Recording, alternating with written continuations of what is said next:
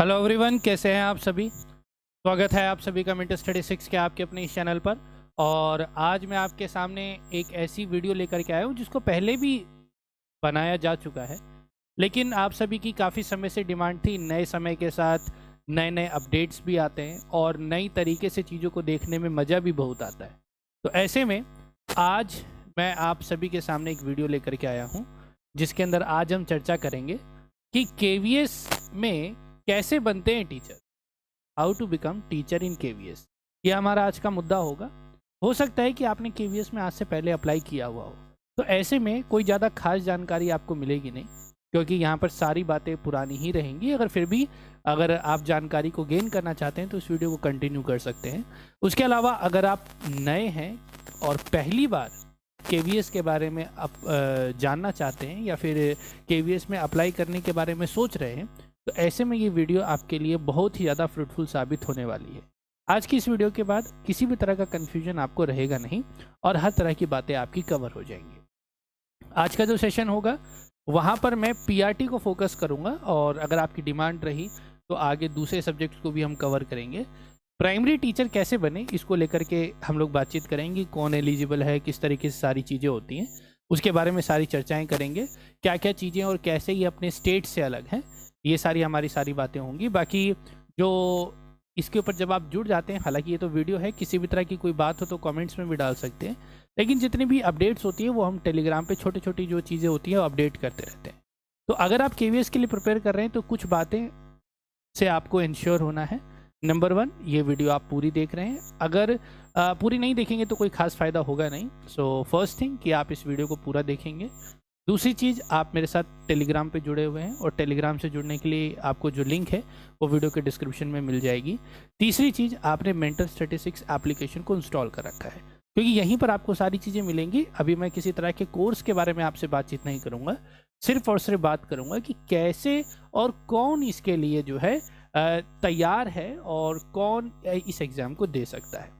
ठीक है, आगे की चर्चाएं आगे होती रहेंगी, लेकिन फ़ायदा तभी होगा जब आप मेरे इकोसिस्टम में जुड़े होंगे। और मेरे इकोसिस्टम में जुड़ गए मतलब फिर आपको किसी तरह की किसी भी दूसरी चीज़ की ज़रूरत नहीं है। ऑल स्टॉप सॉल्यूशन जो है वो यहाँ पे आपको मिल जाएगा।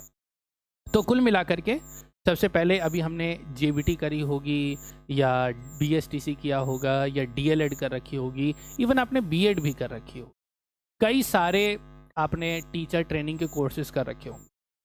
सबसे पहला सवाल मन में आता है कि भाई क्या हम केवीएस में अप्लाई कर भी सकते हैं कि नहीं कर सकते, ऐसा सवाल आता है। उससे पहले आइए समझते हैं कि ये केवीएस है क्या। 2-3 बातें मैं साथ में बताऊंगा, कि फैक्ट बेस्ड चीज़ें बताऊंगा। केवीएस है क्या? केवीएस का फुल फॉर्म हो गया केंद्रीय विद्यालय संगठन।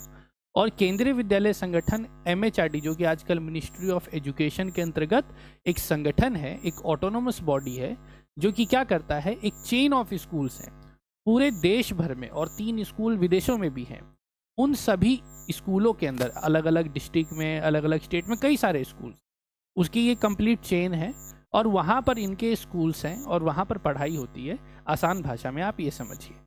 हो सकता है कि जहाँ पर आप अभी रहते हो आपके आसपास कोई केंद्रीय विद्यालय भी हो। अगर ऐसा है तो आप मेरी बातों को ज़्यादा अच्छे तरीके से रिलेट कर पाएंगे।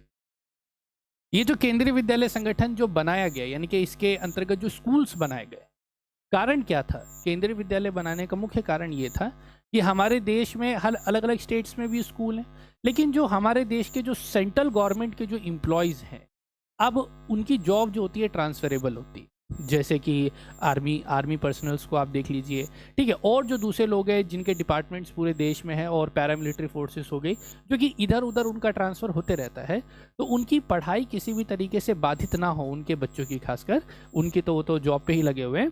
तो इसके लिए क्या किया गया, इसकी जो है संकल्पना की गई कि ऐसा कोई डिपार्टमेंट बनाया जा सके। बाद में गवर्नमेंट ने एक्वायर किया, और अब आजकल ये ऑटोनोमस बॉडी के रूप में भारत सरकार के अंतर्गत काम करता है।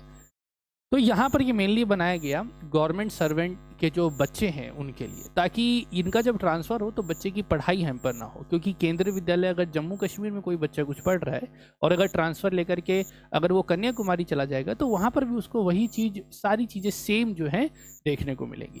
तो एक यूनिफॉर्मिटी के रूप में इसका जो है इसको बनाया गया। दूसरी तरफ पेरेंट्स को भी, यानी कि जो एम्प्लॉयज़ हैं, उनको किसी तरह की दिक्कत ना हो, उसके लिए भी बड़ा ही एक अच्छा संगठन है।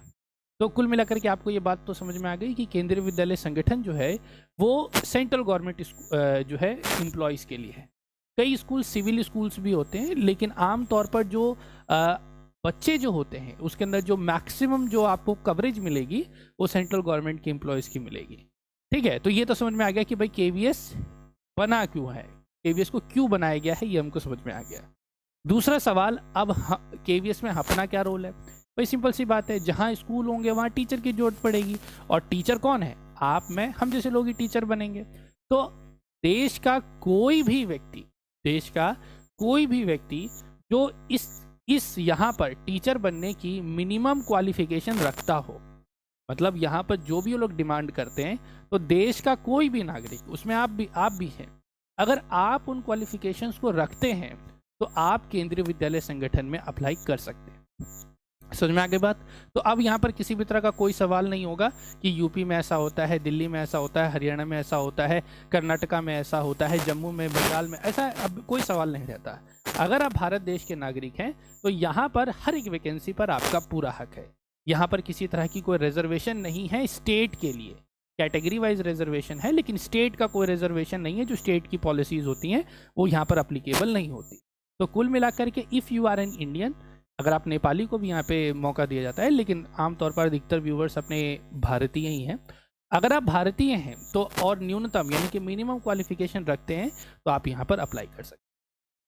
तो सवाल ये बन गया कि अगर मिनिमम क्वालिफिकेशन वाला अप्लाई कर सकता है तो कौन अप्लाई कर सकता है? मिनिमम क्वालिफिकेशन में क्या आएगी?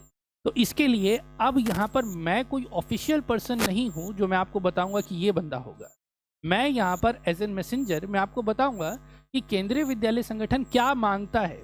मेरे कहने से आप एलिजिबल नहीं होंगे, एलिजिबल होंगे जो डॉक्यूमेंट कहता है, एलिजिबल होंगे जो केवीएस जिस तरीके से मांगता है। तो केवीएस की अपनी पॉलिसीज़ हैं, उसके अंदर परिवर्तन होते रहते हैं। आज जो मैं आपके साथ बात करूंगा, जो 2018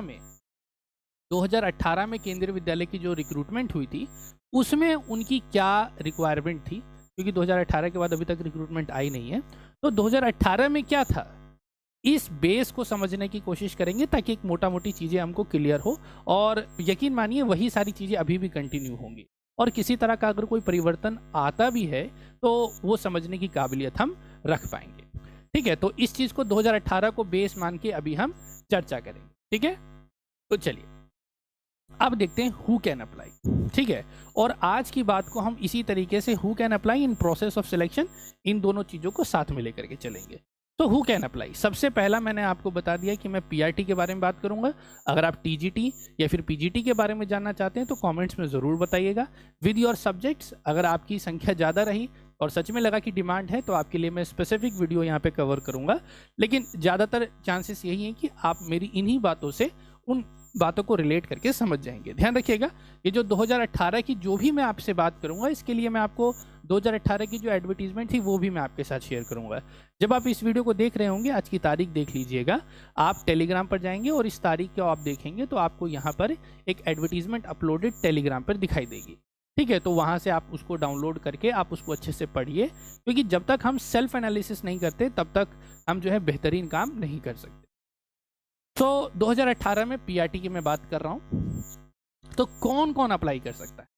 सबसे पहला, अगर आपने डीएलएड कर रखी, ठीक है, डीएलएड यानी कि 2 साल का जो डिप्लोमा का कोर्स होता है, डिप्लोमा इन एलिमेंट्री एजुकेशन, अब चाहे वो जेबीटी के नाम से जाना जाता हो, बीटीसी के नाम से जाना जाता हो, या बीएसटीसी के नाम से जाना जाता हो, जेबीटी के नाम से जाना जाता हो, ईटीई के नाम से जाना जाता हो, कोई भी नाम हो, लेकिन 2 साल का जो एलिमेंट्री टीचिंग का जो डिप्लोमा होता है, अगर आपके पास ये है। दूसरा, अगर आपके पास बीएलएड है, बैचलर इन एलिमेंट्री एजुकेशन, अगर आपके पास ये है तो भी आप एलिजिबल होंगे। ठीक है, तीसरी चीज आपके पास क्या हो, अगर आपके पास बीएड है, अगर आपके पास बीएड है तो भी आप एलिजिबल। अब ये 2018 के बारे में मैं बता रहा हूं। अब आप कहेंगे सर बीएड वाले इसमें एलिजिबल हैं क्या? तो जी हाँ, केंद्रीय विद्यालय संगठन के अंदर 2018 के मुताबिक बीएड वाले भी प्राइमरी टीचर बन सकते हैं। ठीक है, हाँ, इसके लिए एक शर्त है जो कि कोई खास बड़ी शर्त नहीं है। 2018 में जो टीचर बने उनका अभी तक वो काम नहीं हो पाया, एंड दैट इज़ कि अगर आप बीएड के नाम पे अगर आप प्राइमरी टीचर बन जाते हैं तो आपको 6 मंथ का एक कोर्स करना पड़ेगा, जो कोर्स अभी तक इंडिया में डेवलप ही नहीं हुआ है, क्योंकि जो 2018 में बच्चे लगे हुए हैं वो इसके बारे में लगातार मांग उठाते आ रहे हैं, लेकिन अभी तक कि इस तरह का कोई कोर्स बना ही नहीं है जो ये करे और अपने आप को एलिजिबल रखे। तो चिंता मत कीजिएगा, ये सिलेक्शन होने के बाद ये आपकी टेंशन नहीं है, वो अपने आप ही डिपार्टमेंट आपको बता देगा करने के लिए। तो ये 3 चीज़ें हो गई। अगर आपके पास ये 3 चीज़ें हैं तो आप एलिजिबल हैं। इससे पहले आपने 12th कर रखी हो, ठीक है। अगर आपने 12th कर रखी है तो 12th में आपके 50% मार्क्स हो, ठीक है। वही अगर आपने बीएड के बेसिस पर, अगर आप बीएड के बेसिस पर कर रहे हैं, ध्यान रखिएगा, 12th के बेसिस पर आप डीएलएड करते हैं, 12th के बेसिस पर आप बीएलएड करते हैं, ठीक है। लेकिन आप बीएड जो है वो 12th के बेसिस पर नहीं करते। बीएड किसके बेसिस पर करते हैं? अपने ग्रेजुएशन के बेसिस पर आप बीएड करते हैं। तो आपके ग्रेजुएशन में 50% होने चाहिए। 50% मतलब टोटल आपके एग्रीगेट 50% हो।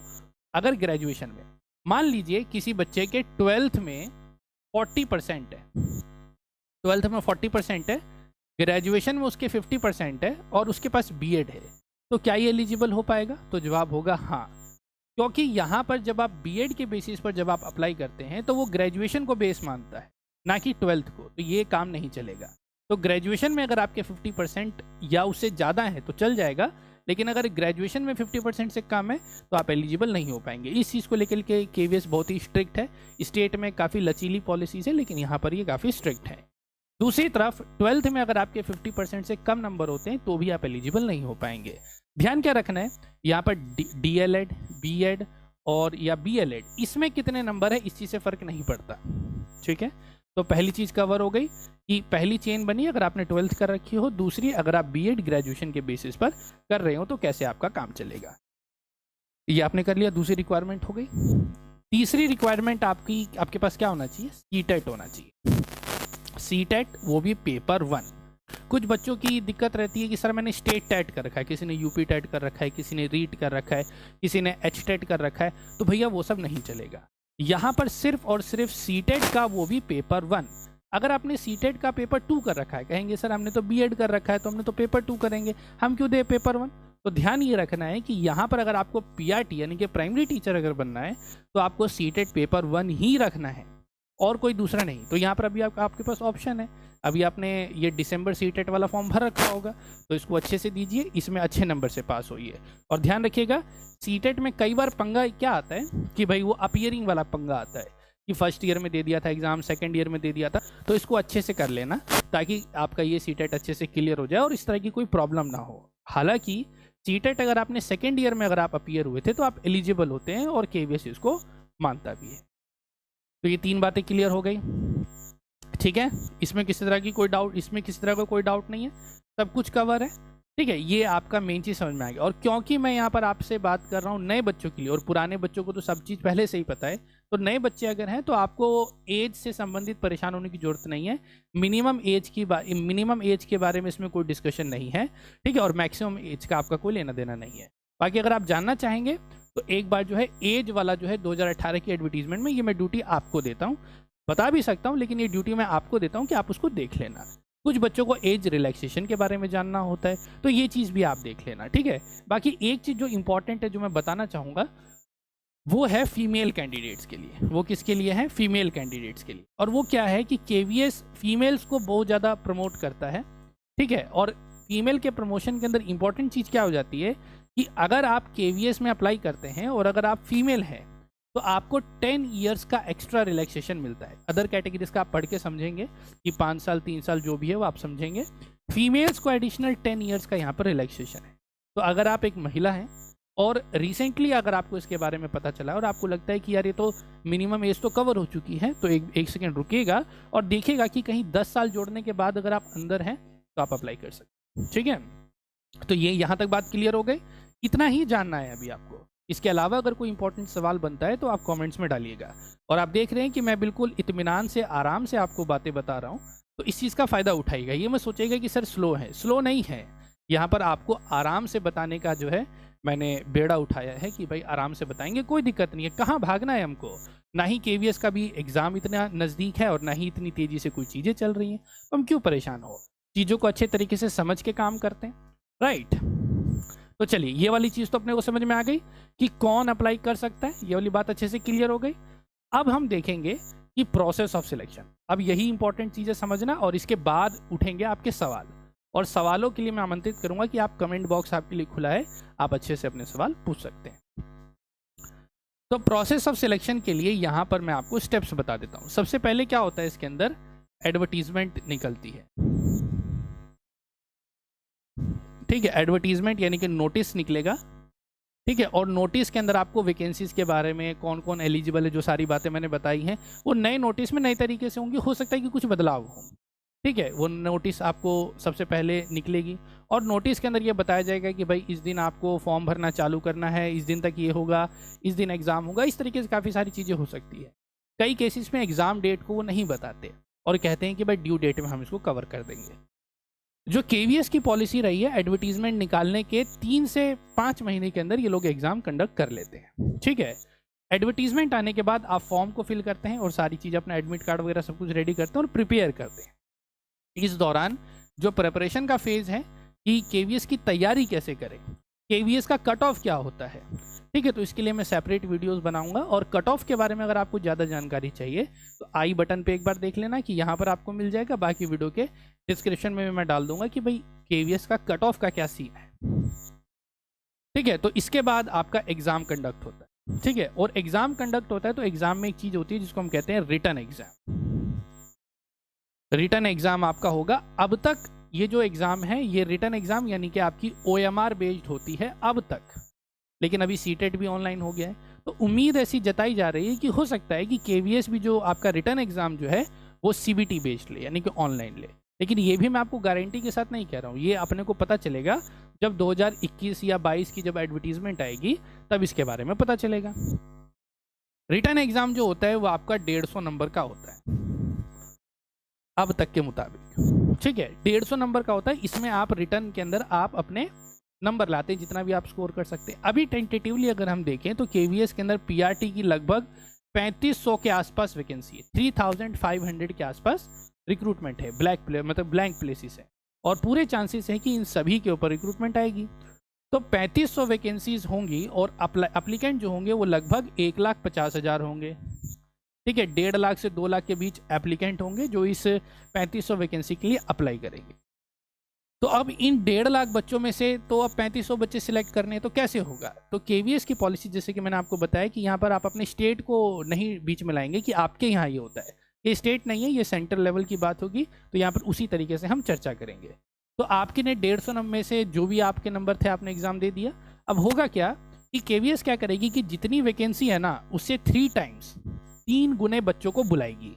3 गुना बच्चे यानी कि आप देखो ये 9, 10,500 के आसपास बच्चों को ये क्या करेगी, फर्दर कॉल करेगी फॉर व्हाट, जो इसमें से एग्जाम को क्वालिफाई करेंगे, जो एग्जाम को क्वालिफाई करेंगे उनको फर्दर कॉल किया जाएगा। इसके लिए इंटरव्यू के, किसके लिए, इंटरव्यू के लिए। यानी कि आप समझ जाइए कि यहाँ पर आपका इंटरव्यू भी होना है। और जो केवीएस की पॉलिसी है उसके अनुसार ये लोग क्या करते हैं, 60 मार्क्स का आपका इंटरव्यू लेते हैं, 60 नंबर का आपका इंटरव्यू लेते हैं। इसके बाद आप इंटरव्यू की एक डेट फिक्स होगी, वहाँ पर आप जाएंगे, वहाँ पर जाके आप इंटरव्यू देंगे। इंटरव्यू में जो भी उस समय भी मैं उस समय के अनुसार आपको गाइड करूँगा, चिंता करने वाली कोई बात नहीं है। तो 60 नंबर का आप इंटरव्यू देंगे, फिर आप घर आएंगे। फिर उसके बाद क्या होगा, इसके बाद अगला स्टेप जो होगा वो होगी आपकी फाइनल मेरिट बनेगी, फाइनल मेरिट बनेगी। और फाइनल मेरिट जो होगा आपका रिटन एग्जाम जो आपने दिया है पॉइंट नंबर 2 पे, प्लस आपने जो इंटरव्यू दिया है, इन दोनों के मार्क के बेसिस पे बनेगा। और इन दोनों को जो है कॉमन कर दिया जाएगा 100 में से। 2018 की पॉलिसी बता रहा हूँ, नया आएगा तो उसके हिसाब से अगर कोई परिवर्तन हुआ तो वही होगा। और जो कि मैंने आपको बताया कि अगर आप ये अच्छे से समझ जाते हैं तो कितनी भी नई चीज़ आए आप उसको समझने के काबिल हो जाएंगे। तो उसको 100 में से कन्वर्ट कर दिया जाएगा। अब आप कहेंगे कि सर 150 नंबर का ये था, 60 नंबर का ये था, तो टोटल 210 का हुआ, तो ये 100 में कैसे होगा। तो केवीएस की अपनी पॉलिसी के अनुसार वो क्या करते हैं, जितने भी आपने रिटर्न में आपने स्कोर किया है उसका 85% निकाल लेते हैं, और इंटरव्यू में जितना भी आपने स्कोर किया है उसका 15% निकाल लेते हैं। फिर से 2018 के अनुसार वो 85% आपका रिटर्न का और 15% आपके किसका, इंटरव्यू का, इसको निकाल लिया जाएगा। और इसके बेसिस पर आपके 100 में से 100 पॉइंट में से आपके नंबर बनेंगे। और ये जो 100 पॉइंट में से जो भी आपके नंबर होंगे वो आपकी फाइनल मेरिट होगी। अब ये ध्यान रखिएगा कि ये वाली जो चीज़ होगी, ये जो इंटरव्यू क्योंकि 10,500 बच्चे ही देंगे, तो ये 10,500 के ही नंबर बनेंगे। अब इसमें से जो टॉप 3,500 होंगे उनको भैया ऑफर लेटर मिल जाएगा। कट ऑफ आएगी, जो भी शुरू में 3500वां जो आखिरी कैंडिडेट होगा वो कट ऑफ डिक्लेयर हो जाएगी, और कट ऑफ डिक्लेयर होने के बाद भैया आइए केवीएस में आपका स्वागत है। तो कुल मिलाकर के ये बात हो गई, ठीक है। अब आपके मन में सवाल उठेगा कि सर मैं तो इस कैटेगरी से हूँ, मैं ओबीसी हूँ, SC ST हूँ, तो मैं क्या करूँ, कैसे करूँ, किस तरीके। अब जो कैटेगरी वाले मुद्दे हैं या फिर किसी तरीके से रिजर्वेशन वाले जो मुद्दे हैं, ये सारी सेकेंडरी बातें हैं। मेन चीज़ आप ध्यान रखिए, जब आप केवीएस में आते हैं तो आपको सिलेक्ट होने के लिए आते हैं, और सिलेक्ट होने से पहले आप ये नहीं सोचते कि भाई मैं SC ST OBC हूँ, ये सब नहीं सोचते, आपको मेरिट में आना होता है। तो सबसे पहले आज की इस वीडियो के मुताबिक आपको ये समझना है कि भाई कैसे सिलेक्ट होते हैं, ठीक है। अब अगर आपको ज़रूरत है कि भाई कैटेगरी के बारे में बताओ कि कैटेगरी में कैसे होता है, या फिर क्या क्या बेनिफिट्स हैं, किस तरीके से अगर मैं किसी कैटेगरी से हूँ तो कौन सा सर्टिफिकेट चलेगा, अगर इस तरह की कोई भी अगर आपके मन में बात आती है तो वीडियो के कमेंट बॉक्स में अपनी डिमांड जरूर रखें। आपकी डिमांड को हम लोग एनालाइज करेंगे, आपकी डिमांड को हम लोग समझेंगे, और उसी के बेसिस पर अगली वीडियो आएगी। और मुझे पूरा यकीन है कि अभी तक की जो मेरी बात है वो आपको बहुत अच्छे से समझ में आ गई होगी। 2-3 मुद्दे जो कि मैंने यहाँ पर बीच में गैप किया था कि प्रिपरेशन वाला जो फेज़ है, आपके मन में ज़रूर सवाल उठेगा कि सर क्या पढ़े। अभी तक तो मैंने आपको बताया कि कैसे टीचर बनते हैं, लेकिन अब क्या पढ़ें कि टीचर बन जाए। जो प्रिपरेशन वाला फेज़ है ये एक मेन चीज़ है, तो इसके ऊपर मैं एक अगली वीडियो जल्दी ही जारी करूँगा।